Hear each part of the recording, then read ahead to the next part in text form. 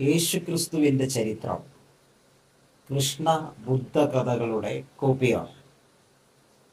കുറച്ചധികം പേര് ആ നിലയിൽ പറയാറുണ്ട്.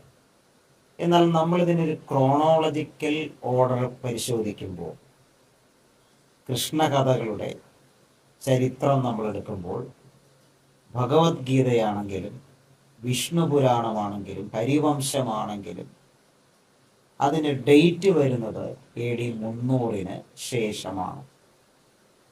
ഇന്ത്യൻ ആർക്കിയോളജിക്കൽ സർവേ പറയുന്നത് AD 125 മുമ്പായിട്ട് സംസ്കൃതത്തിലുള്ള ഒരൊറ്റ എഴുത്ത് പോലും ഇല്ല എന്നുള്ളതാണ്.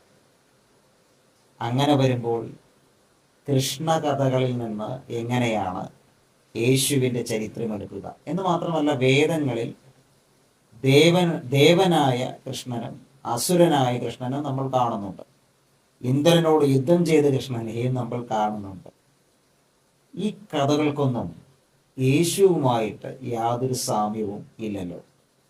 ഇനി ബുദ്ധന്റെ കാര്യമെടുത്താൽ റൊമാൻറ്റിക് ലെജൻഡ് ഓഫ് ശാക്യബുദ്ധയാണെങ്കിലും ലളിത വിസ്താരയാണെങ്കിലും ബുദ്ധചരിതമാണെങ്കിലും AD 500 മുതലുള്ള ചരിത്രമേ വരുന്നുള്ളൂ.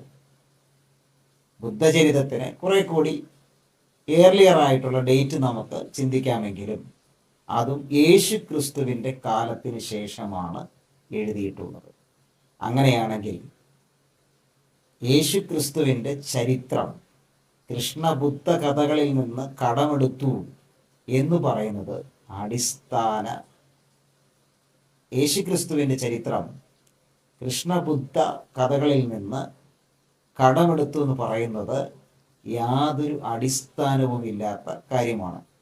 ഈ 5-ാം നൂറ്റാണ്ടിലും 6-ാം നൂറ്റാണ്ടിലും ആണ് ബുദ്ധചരിത്രം എഴുതപ്പെട്ട രേഖകളായിട്ട് നമ്മുടെ കയ്യിലുള്ളത് എന്നുള്ളത് കൊണ്ട് ചില പണ്ഡിതന്മാർ പറയുന്നത് ക്രിസ്തുവിൻ്റെ ചരിത്രത്തിൽ നിന്ന് തന്നെ ബുദ്ധകഥകൾ കോപ്പിയെടുത്തു എന്നുള്ള ആരോപണമുണ്ട്. കാരണം ക്രോണോളജിക്കൽ ഓർഡർ ഇങ്ങനെ ആയതുകൊണ്ട് എന്ന് ചിലർ പറയുന്നുണ്ട്. ഞാൻ പറഞ്ഞു വന്നതിൻ്റെ ഒരു സാരം, യേശുക്രിസ്തുവിൻ്റെ ചരിത്രം നിസ്തുല്യമാണ്. യേശുക്രിസ്തുവിൻ്റെ ചരിത്രം നമ്മൾ എടുക്കുമ്പോൾ യേശുവിൻ്റെ കാലത്തിനൊരു 30 വർഷങ്ങൾക്കുള്ളിൽ ആദ്യ ചരിത്രങ്ങൾ എഴുതപ്പെട്ടു.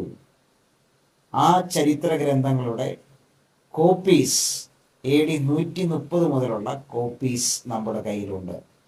ഇങ്ങനെ ഒരാൾക്കും അവകാശപ്പെടുവാനായിട്ട് കഴിയുകയില്ല. മാത്രമല്ല, ദൃക്സാക്ഷി വിവരണമാണ് യേശുവിൻ